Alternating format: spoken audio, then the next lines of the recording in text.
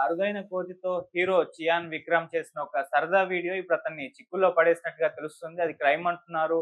అతన్ని అరెస్ట్ చేసే అవకాశాలున్నాయంటున్నారు. అసలేంటి వివాదం? దీనికి సంబంధించి డిస్కస్ చేయడానికి ప్రెజెంట్ మనతో పాటు దాము బాలాజీ గారు సీనియర్ జర్నలిస్ట్ ఉన్నారు. వారిని అడిగి తెలుసుకునే ప్రయత్నం చేద్దాం. నమస్కారం సార్. నమస్తే. సార్ రీసెంట్‌గా ఒక ఇన్‌స్టాలో వీడియో పెట్టారు.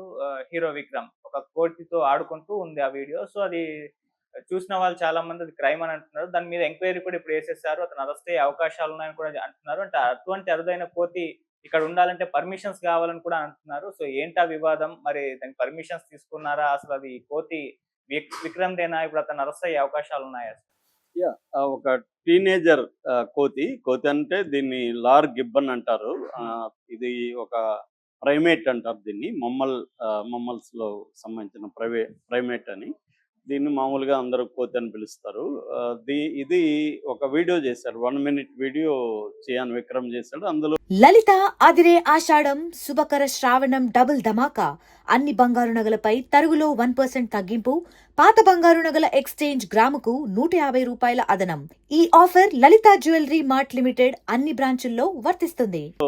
అది ఒక దగ్గర అలా పరిగెత్తుకుంటూ వస్తుంది. దాని తర్వాత కట్ చేస్తే ఇతను ఒళ్ళో కూర్చునింది. ఇది చూడు ఎలాగా ఈజీ చైర్‌లో కూర్చున్నట్టు కూర్చుందని అతను తమిళ్‌లో చెప్తున్నాడు.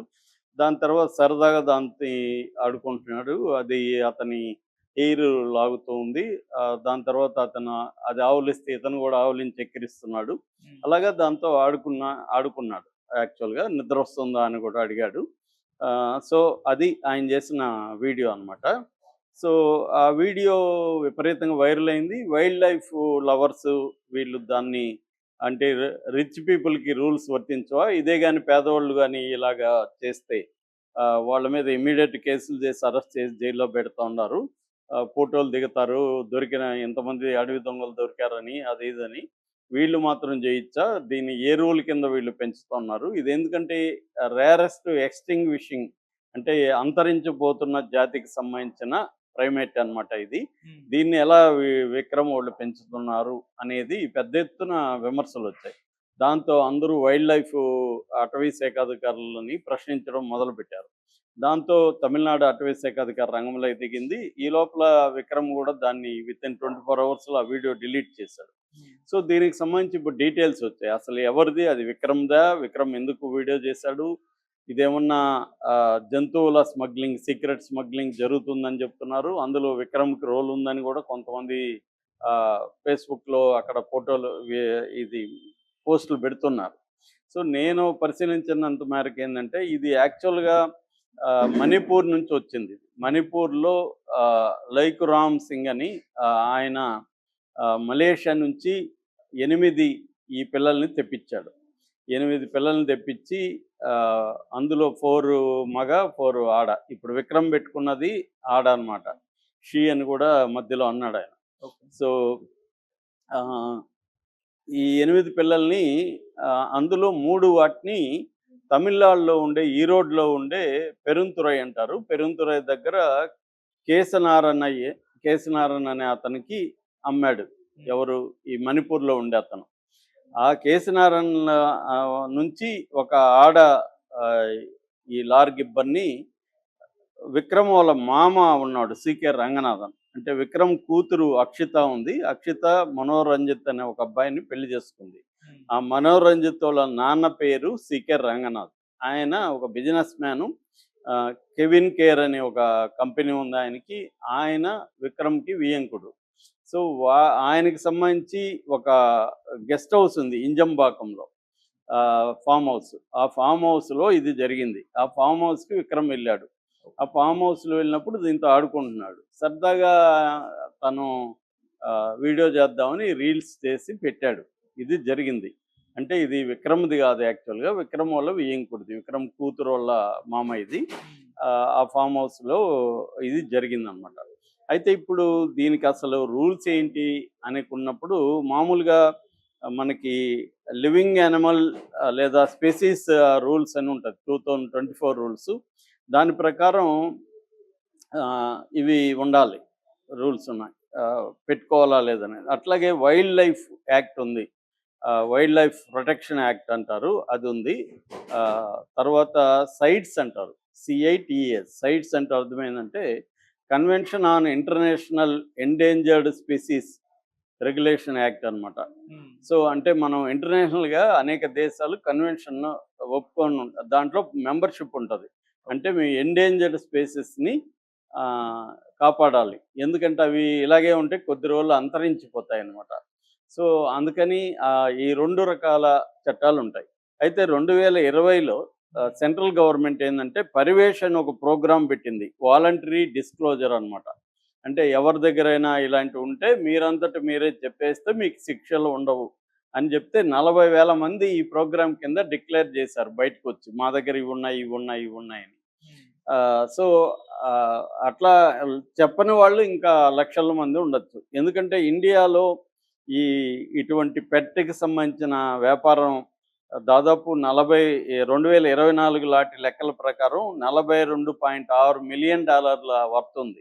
2030 నాటికి ఇది దాదాపు డబుల్, అంటే 75.8 మిలియన్లకు వెళ్ళే అవకాశం కనబడుతుంది. అంటే ఈ మధ్యకాలంలో మనం చూస్తే బాగా రిచ్ పీపుల్కి ఫామ్ హౌస్ల్లో చిన్న జూలో పెడుతున్నాను. నిన్న నేను దర్శన్ది కూడా చెప్పాను, దర్శన్కి కూడా ఒక చిన్న జూ ఉంది. అలాగే చాలా మంది ఏంటంటే చిన్న జ్యూస్ పెడుతున్నారు. ఇక్కడ కూడా మనకి అతని పేరు చీకోటి ప్రవీణ్ వీడియోలు పెట్టి టీవీ ఛానల్కి అందరికి కూడా ఇంటర్వ్యూలు ఇస్తూ వాటిని ప్రదర్శిస్తుంటాడు.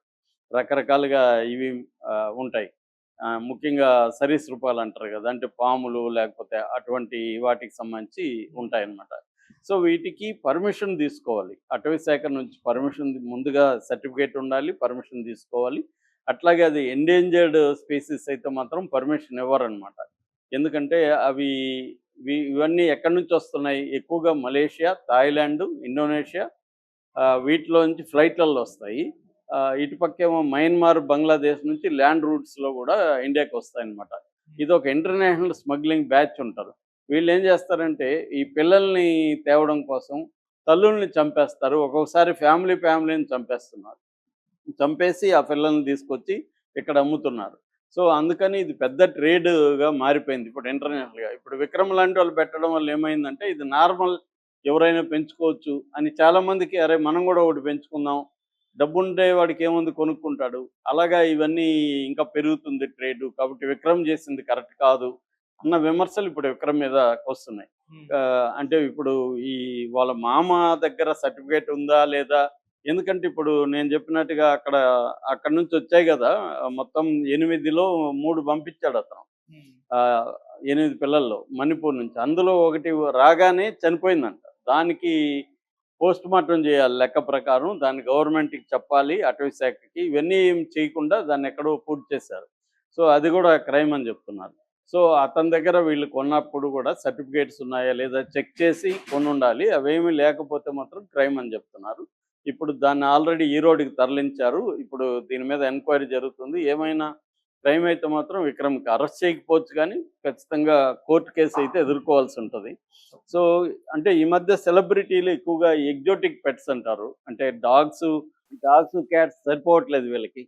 వీళ్ళు ఏంటంటే ఒక ప్రెస్టేజ్ కోసం, లేకపోతే వాళ్ళ సర్కిల్లో వెరైటీగా చెప్పుకోవడం కోసం, చూపించుకోవడం కోసం ఇటువంటివి పెంచడం అనేది ఈ మధ్యకాలంలో మొదలైంది. అంటే డబ్బున్న సెక్షన్ బాగా పెరిగింది, ఇంటర్నేషనల్గా ట్రావెల్ పెరిగింది. అందుకని ఎక్కడెక్కడో చూసి మనం కూడా అలాంటి పెట్స్ని పెంచుకుందాం, ఎందుకంటే వాళ్ళకి డబ్బు ఉంటుంది, ఆ పెట్స్ని కేర్ చేసేదానికి మనుషులు పెట్టుకోగలరు వాళ్ళు. వీళ్ళు అప్పుడప్పుడు వెళ్ళి ముద్దులాడడం తప్ప వీళ్ళేమి దాని మీద పెద్ద కేర్ తీసుకోవాల్సిన అవసరం లేదు. సో అలాగా ఈ మధ్యకాలంలో మామూలుగా డాగ్సే ఒక్కొక్కరు 4-5 డాగ్స్ పెట్టుకొని వెరైటీస్, దానికి ఒక 4-5 మందిని పెట్టి ఇలాగా ఒక పెద్ద ఎకనామీనే డెవలప్ అయింది.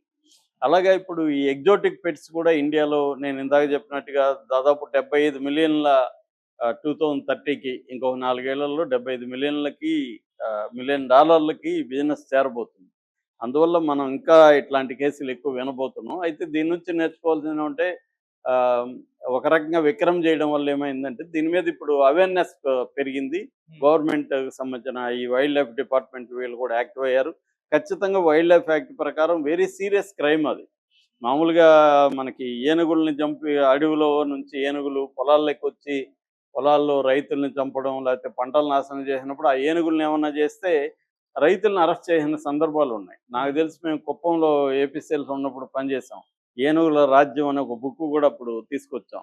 అందులో ఆ, ఆ, ఏ- విపరీతంగా 42 మందిని చంపాయి అప్పటికే.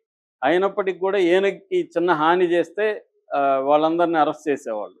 సో ఇది అంత స్ట్రిక్ట్గా ఉంటుంది అనమాట వైల్డ్ లైఫ్. మరి వీళ్ళకెందుకు ఉండదు? దీన్ని ఎలా పెంచుకోగలిగారు? దీన్ని ఎలా ఇంత ఓపెన్గా విక్రమ్ వీడియో చేయగలిగాడు? అతనికి మరి ఇంత పెద్ద హీరో, అతనికి నాలెడ్జ్ ఉంది, అన్ని ఉన్నాయి కదా, మరి ఇది వైల్డ్ లైఫ్ ప్రొటెక్షన్ కింద ఇలా చేయకూడదని తెలియదా అన్న విమర్శలు అయితే సీరియస్గా వస్తున్నాయి. అరెస్ట్ అవుతాడో లేదో తెలియదు కానీ అతని మీద చాలా తీవ్రంగా అయితే ఈ వైల్డ్ లైఫ్ ప్రొటెక్షన్ వీళ్ళందరూ కూడా విరుచుకుపడుతున్నారు. Thank you.